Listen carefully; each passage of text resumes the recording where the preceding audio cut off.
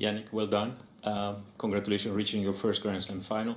Was beating Novak on his court, where he's won 10 times, the biggest achievement so far in your career? Yeah, for sure. It's when I play against him, it's obviously, already before that it's a tough match, but Grand Slam is different.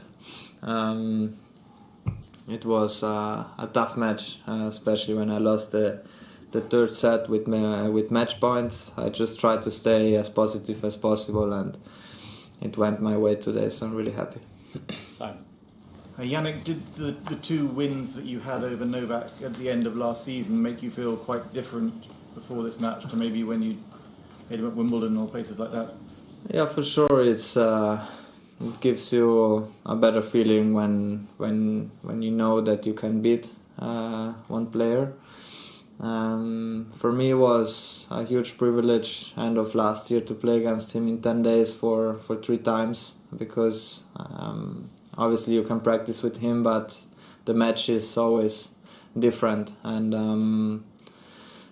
so I feel like this for sure helped me a lot in one way, but in the other way it's as I said before, Grand Slam, also mentally it's different, and I just tried to play as relaxed as possible, but also having the right game plan in my mind, and I think today it worked really well. Jannik, congratulations. Can you help us understand why, or give your opinion on why you think yourself, Alcaraz, Rune, this new generation is succeeding against these guys where previous generations have not?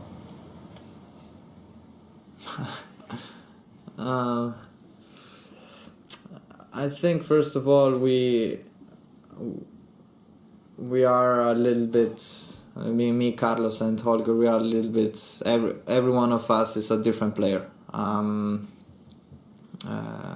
feel like that also mentally everyone is different, and the attitude on the court is different, but that what I think we have in common is that we believe in ourselves in one way, and this helps a lot, because in tennis when you believe it's a huge amount already, but I think we have to be really lucky to see him around, that we can see what he's doing, how he's practicing. Hopefully Rafa is coming back, so I can see also him. I had the privilege to watch him when I was in Adelaide with him.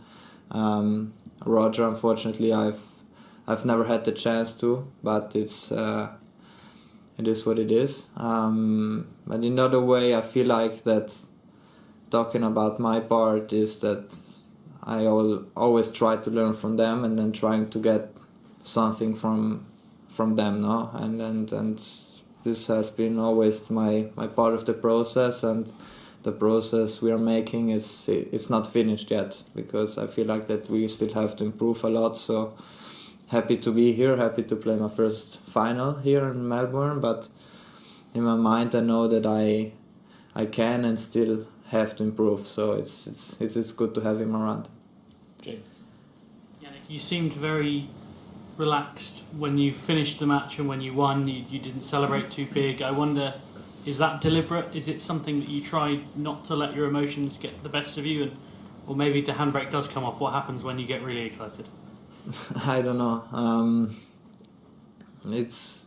I feel like this kind of emotions you cannot control. No, it's if someone celebrates in one way, you celebrate because this is the emotion what you are feeling now, no? And obviously it means so much to me to beat Novak here in Melbourne. But in the other way, I know that the tournament is not over. Sunday is a final. It's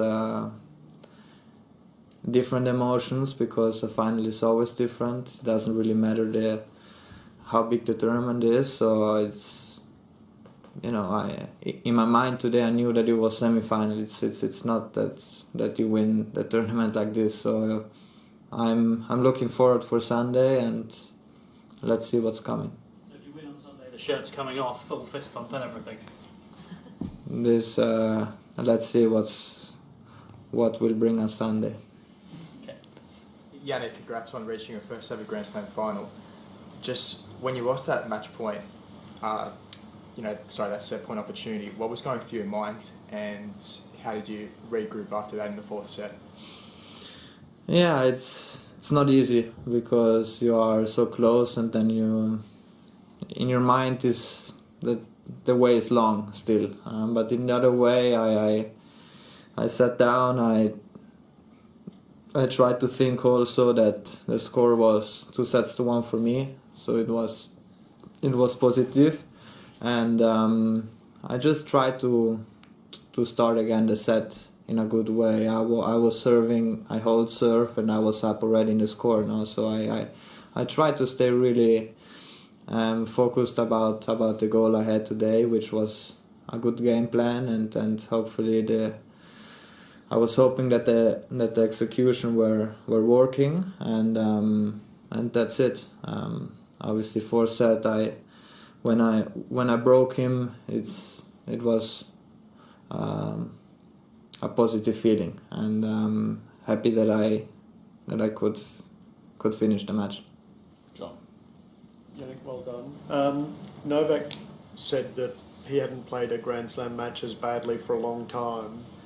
Did you feel that you played the perfect match against him, or did you get a sense that he also maybe wasn't up to the level that he has been when you've played him before? Yeah, for sure. The first two sets, I saw that he was not hitting the ball as he used to.